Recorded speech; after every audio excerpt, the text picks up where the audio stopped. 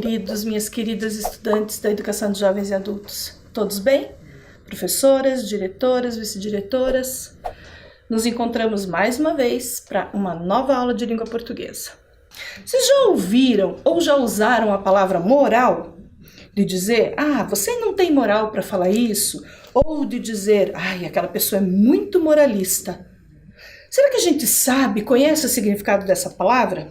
Essa palavra tem toda a ligação, uma relação fortíssima com o conteúdo da nossa aula de hoje. Alguém já tem uma resposta aí? Então vamos pensar juntos, ok? Eu trouxe a seguinte informação. Moral são as regras estabelecidas e admitidas por uma sociedade que regulam o comportamento de quem dela faz parte. Ou seja, tudo aquilo que a gente faz dentro da sociedade que a gente vive, ele é regrado, ele é controlado por uma ação certa e uma ação errada. Não tem a ver com lei, certo? Diretamente não tem a ver, mas tem a ver com como a gente identifica o que é certo e o que é errado de acordo com os nossos valores, as nossas crenças que são construídas socialmente. Tá bom? Então tem coisas que a gente vê e que a gente identifica como certo e errado. É aquele olhar assim, né? Que você tem sobre... Muitas pessoas ainda têm dúvida, mas porque não é uma lei, porque é um combinado cultural, social. Mas é aquilo que a gente tem assim. Tem coisas que não dá para fazer porque são imorais e tem coisas que a gente deve fazer, né? Porque estão dentro das regras sociais aceitáveis. E aí, todo esse pensamento faz a gente querer entender o contrário de moral, então, que é imoral. Lembram aquela inicial? Aqui tem uma curiosidade bem importante. Quando eu trabalhei com vocês o prefixo, lembram-se? Prefixo in e o prefixo im. Aqui na palavra moral, quando eu acrescento o prefixo in, já tem a letra M. Então não preciso colocar outro M ou um N, eu só coloco o I, com o mesmo sentido, o sentido de não moral, né? De uma ideia oposta à moral, ok? E aí eu trouxe alguns exemplos. O que seria considerado imoral na nossa cultura aqui, na nossa sociedade? Seria, por exemplo, traição, trair alguém. Trair a confiança de alguém é imoral. Ou obscenidade, né? Aquela exposição de coisas íntimas, a nossa sociedade enxerga e dá o valor de imoral, né? Não aceita, considera como imoral, considera como errado. O roubo, e esse roubo pode ser pequeno, pode ser grande, né? O se apropriar de algo que não é seu, sem a autorização do outro, do dono, é imoral. E até o roubo teria uma ligação com a lei, né? A gente pode ligar... tem também a ilegalidade no roubo. É uma ação que está dentro da lei. Roubar, a lei proíbe, e a lei criminaliza. Então, esses são exemplos de imoralidade. Tá fácil de entender? É importante que a gente entenda bem. Moral tem a ver com as regras que a gente combina socialmente e aceita como certas. Tudo que não está dentro da moral é imoral. Vou trazer exemplos mais próximos da gente. Exemplos, por exemplo, nesse momento de pandemia. Nós podemos falar que esse preço alto de alguns produtos que teve... Lembram logo que começou que o álcool gel foi lá em cima, um valor absurdo? Tinha vidros de álcool gel custando 30, 40 reais. Então, isso é imoral. Isso é fora do combinado. Por preço alto, só para ganhar nas costas dos outros, sem a necessidade de repor um custo realmente, né, maior do que possível. Não. Foi só para ganhar as custas dos outros. Então é imoral. Ou, como a gente tem visto em alguns lugares, roubos na saúde, os preços super altos dos respiradores, dos equipamentos, dos medicamentos para a pandemia, né, para o tratamento da Covid-19, do coronavírus e da doença Covid. Então, todo esse exagero nessa compra é para superfaturar e desviar dinheiro. Isso é imoral. Numa situação de salvar vidas, tem gente querendo ganhar dinheiro com a vida dos outros? Imoral, né? E por fim, estar doente, saber, ter consciência de que está doente e não respeitar o isolamento. Circular sem máscara, ir nos espaços públicos e até mesmo na casa de familiares ou de amigos, sabendo que pode contaminar os outros, é imoral. Dentro da nossa sociedade, a gente entende isso como não certo, errado. Ok? Entendido isso? Muito bem. Toda essa reflexão, e para a gente pensar até nas nossas atitudes e pensar naquilo que a gente valoriza de fato como moral, né? Por que a gente acredita nessa moral, o que de fato é importante a gente acreditar, é a nossa reflexão de hoje. Parar e observar isso, quando a gente julga, né? Nós tem aquela, sabem aquela expressão de quando você aponta o dedo para alguém, tem pelo menos 3 virados para você? Então, se tem mais dedos olhando para você, apontando para você, é porque sempre que a gente faz esse julgamento moral, quer dizer, aquilo que a sociedade determinou que era certo, a gente tem que parar e pensar, mas espera aí, eu tenho condições de fazer essa avaliação? Eu realmente sou tão de acordo com a moral para poder falar da moral dos outros? Né? Então a reflexão passa um pouquinho por aí hoje, tá bom? Prof, o que tem a ver com língua portuguesa? Vamos lá. Nós vamos trabalhar um gênero textual. E vocês olhando para ele já devem lembrar. Eu já vi esse tipo de texto. E tem uma característica nesse texto que tem a ver com toda essa nossa reflexão. Vamos analisar ela? Primeiro, acho que alguns estudantes devem ter pensado assim: não acredito que a professora Fabíola vai trabalhar fábula. Texto tão infantil, tão de criança, e ela vai trabalhar conosco, adultos, né? Adolescentes, jovens. Sim, e sabe por quê? Olha essa imagem. Essa imagem é de um livro muito antigo e mostra um adulto contando histórias para pessoas de diferentes idades, inclusive adultos e idosos. Vocês observam isso na imagem? Sabem por quê? As fábulas são contos da oralidade, né? Por um tempo elas circularam só contando de uma pessoa para outra. Depois é que alguns fabulistas inseriram elas em forma escrita e registraram em livros. Mas durante muito tempo, inclusive lá no Oriente, em países orientais, as fábulas sempre foram usadas como narrativas orais. Certo? Para todas as idades, principalmente para adultos. Por quê? É isso que a gente vai entender hoje. Guardem essa informação. As fábulas começaram a ser contadas principalmente para adultos. Ok, então, olhando as imagens, vocês vão identificando isso. Essa é a imagem de uma fábula, vocês conseguem identificar qual é? Eu estou querendo trazer a memória de vocês. Olhem os personagens que tem ali.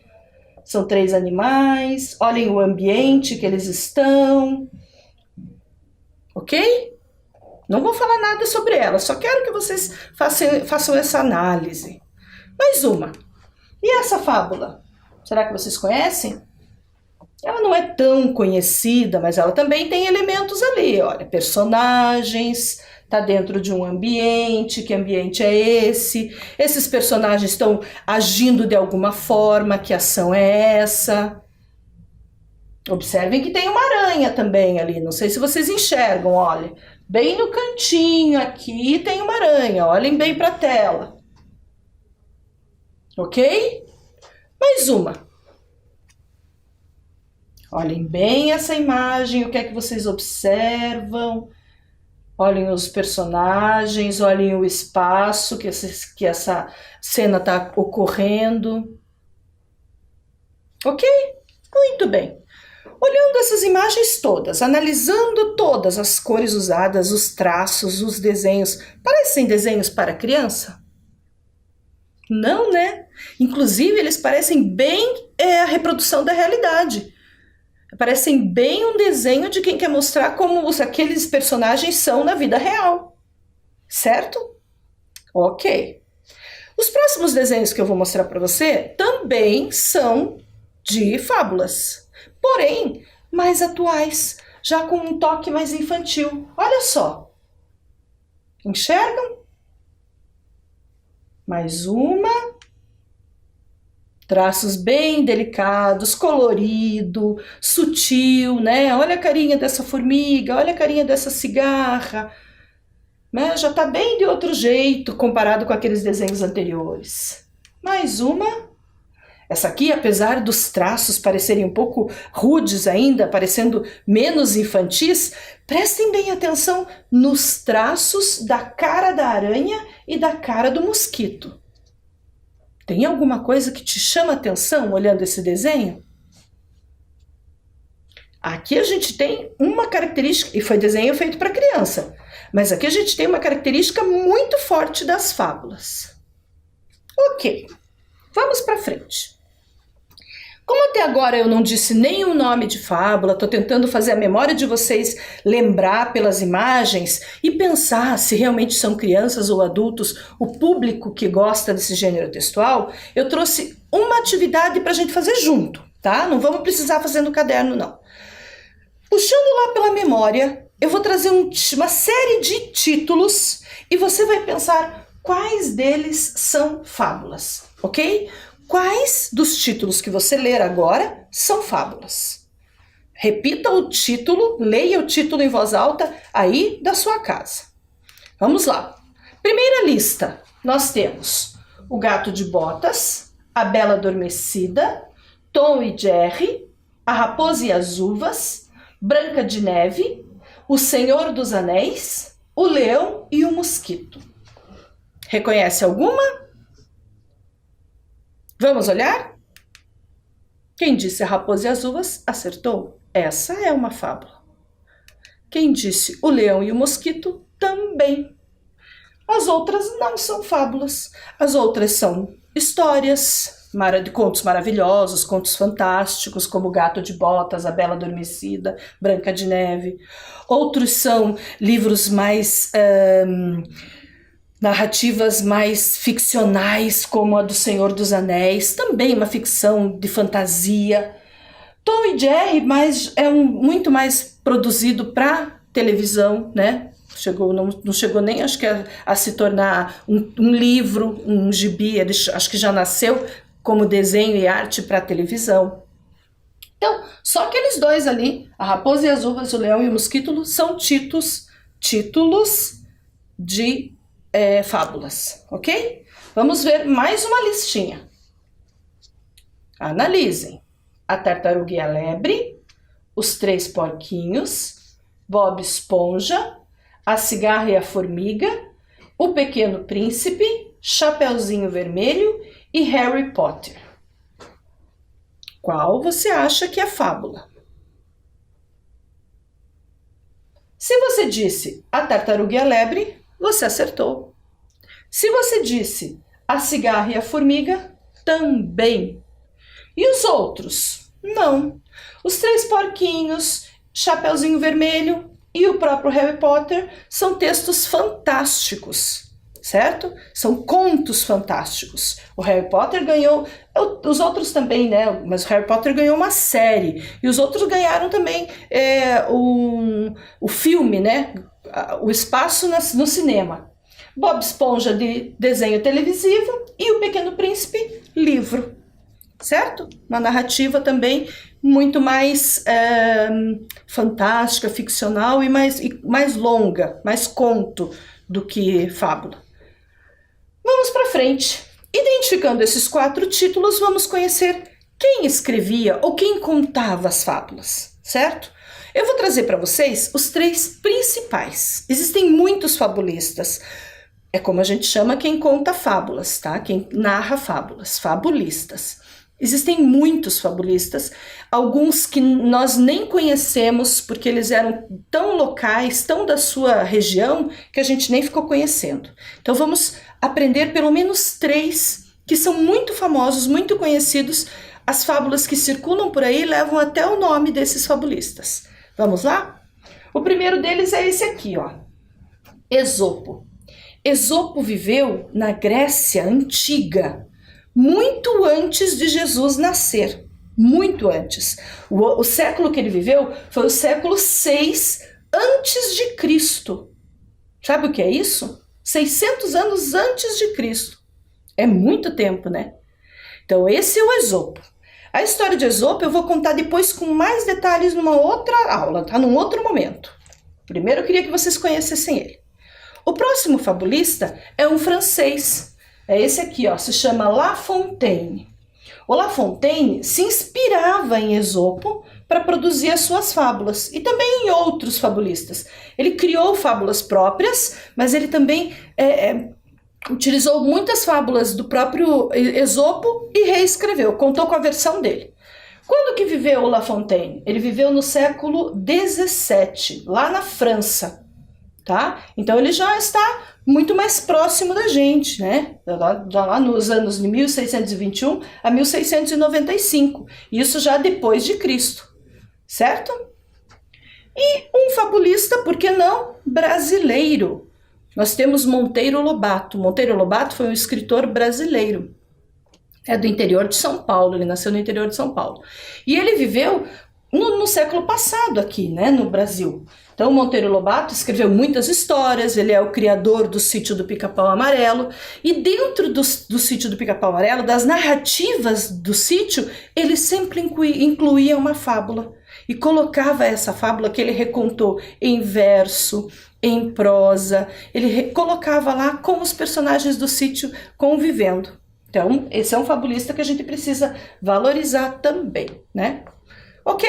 Conhecidos esses? Eu trouxe numa linha do tempo para vocês verem mais ou menos a distância de tempo, o intervalo de tempo que ficou até que um fabulista voltasse a entrar em destaque, né? Então a gente tem lá, antes de Jesus nascer, lá no século 8 antes de Cristo, a gente já tinha então, tem registros, pode ser que tenha até existido antes, mas a gente tem registros a partir dessa data de fabulistas do Oriente. Então, fábulas que vieram circular aqui para o lado do nosso lado do mapa, né, do Ocidente, que vieram de lá. E essas fábulas foram as que foram inspirando Esopo. Então, séculos mais tarde, ó, Esopo teve contato com essas fábulas e se interessou por elas. Ele era muito inteligente. E daí ele foi se apropriando delas para fazer algo bem legal que a gente vai conversar. Muitos séculos depois, Jesus nasceu, ainda se passaram muitos anos, muitos séculos, vem La Fontaine. Daí La Fontaine pega as fábulas de Esopo, se inspira, cria novas, recria aquelas que Esopo já tinha escrito e também produz livros e traz livros escritos para a gente conhecer. E Monteiro Lobato, que vem lá no século XX. Certo? Então, nessa linha do tempo, a gente tem a marca desses 3 fabulistas, ok? Importante saber a distância de tempo que separa cada um deles, tá? Continuando. Na continuação, eu quero narrar uma fábula para vocês. E aí vocês vão acompanhando a leitura enquanto eu leio aqui no telão, ok? Quem consegue, lê junto, silenciosamente, acompanha com os olhos. Quem não consegue, presta bastante atenção, porque essas informações vão ser usadas daqui a pouco para uma atividade.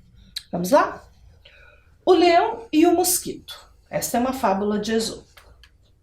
Olha a imagem do leão que a gente viu antes, do mosquito e da aranha, que foi um personagem que eu disse para vocês prestarem atenção. Um leão ficou com raiva de um mosquito que não parava de zumbir ao redor de sua cabeça. Mas o mosquito não deu a mínima. Você está achando que vou ficar com medo de você só porque você pensa que é o rei? Disse ele altivo. E em seguida voou para o leão e deu uma picada ardida no seu focinho.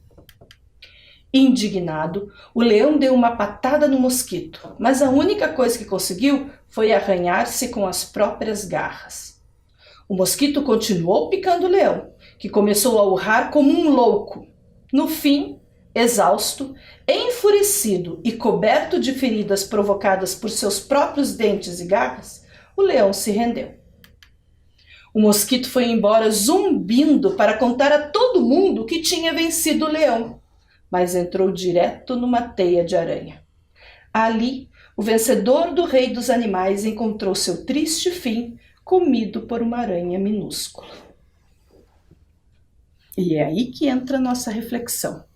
Essa história tem uma moral, ou seja, uma regra que a sociedade diz que deve ser seguida, que diz o seguinte: muitas vezes o menor de nossos inimigos é o mais temível. Olha o significado dessa informação, hein? Às vezes a gente teme aquele que é visível, aquele que mostra força, e não presta atenção naquele que é bem menor e que pode ter mais formas de nos atingir, né? Então vejam o que aconteceu com o mosquito, né? Com o leão que se achava, depois o mosquito que se achava. Cada um teve seu fim. Interessante? Já conseguiram pensar, então, para que serve uma fábula? Essa é uma dica muito importante quando a gente lê a moral.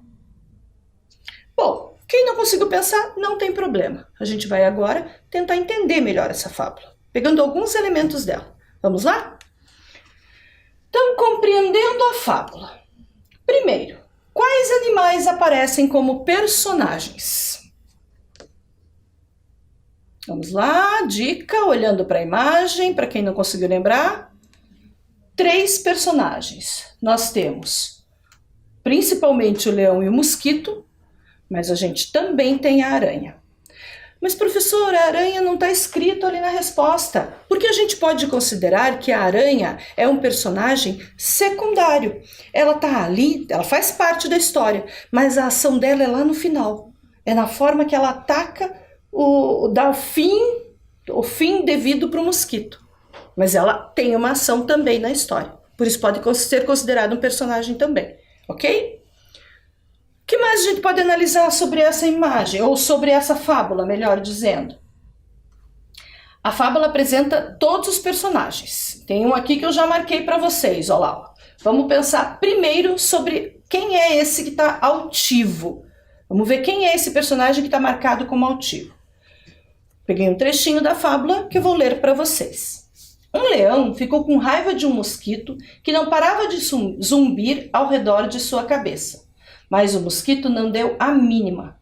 Você está achando que vou ficar com medo de você só porque você pensa que é rei? Disse ele altivo, e em seguida voou para o leão e deu uma picada ardida no seu focinho. Conseguiram descobrir quem que se sente altivo?